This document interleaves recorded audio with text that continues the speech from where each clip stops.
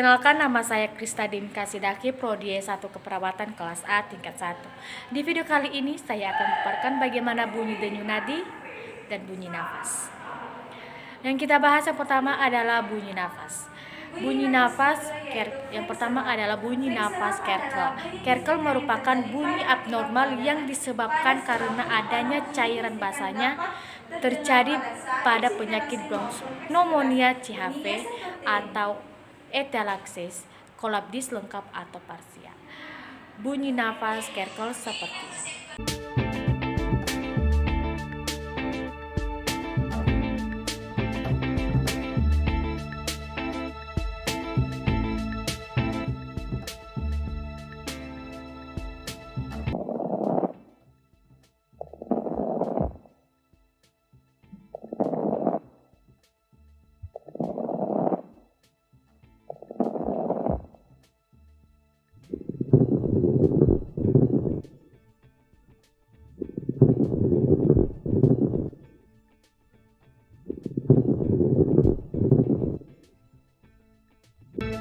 Kedua adalah bunyi nafas French-Arab.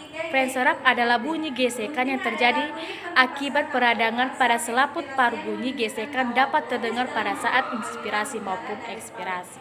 Seperti ini bunyi French-Arab.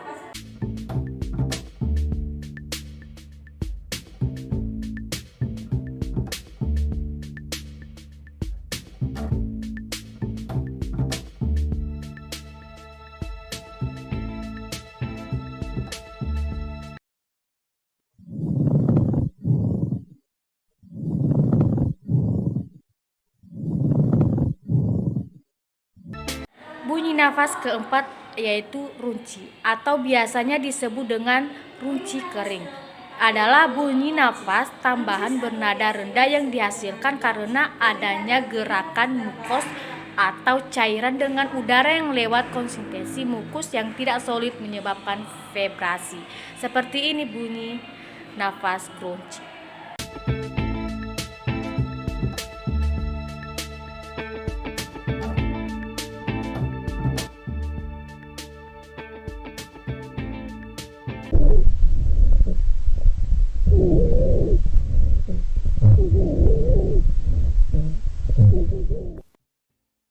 Bunyi nafas kelima adalah stridor.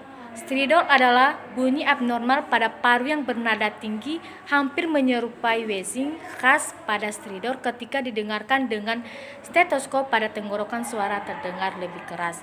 Seperti ini bunyi nafas stridor.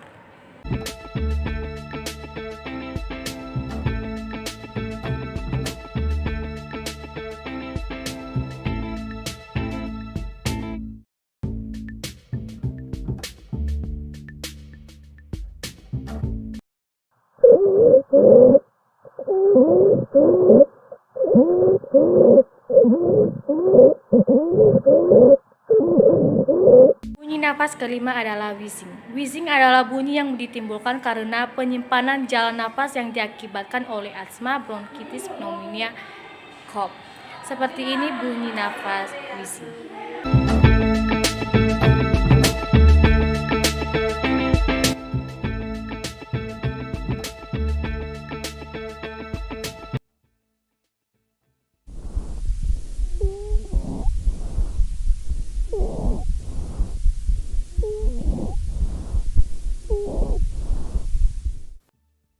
Yang kedua adalah bunyi denyut nadi kepala atau yang disebut dengan arteri temporalis. Letaknya di atas tulang temporal.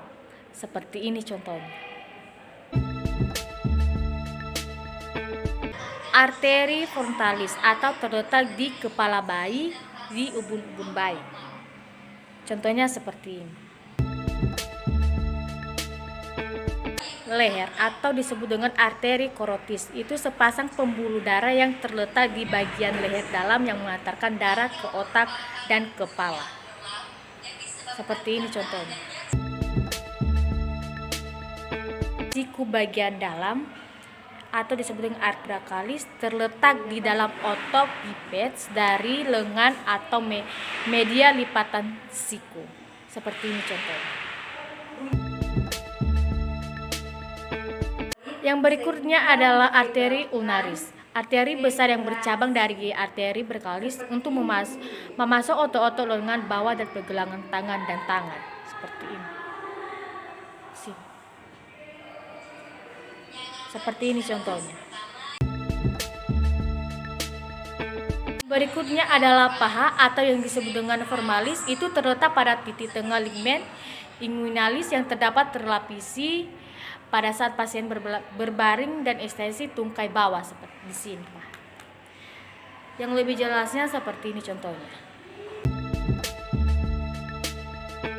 Yang berikutnya adalah lutut atau disebut dengan popliteal. Itu terletak di belakang lutut kaki. Di belakang lutut kaki. Yang lebih jelasnya adalah seperti ini contohnya.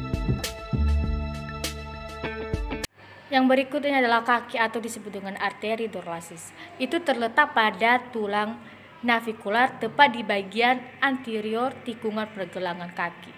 Yang lebih jelasnya seperti ini contohnya. Yang terakhir adalah arteri posterior. Itu terletak pada tepat di belakang malleolus medial. Yang lebih jelasnya seperti ini.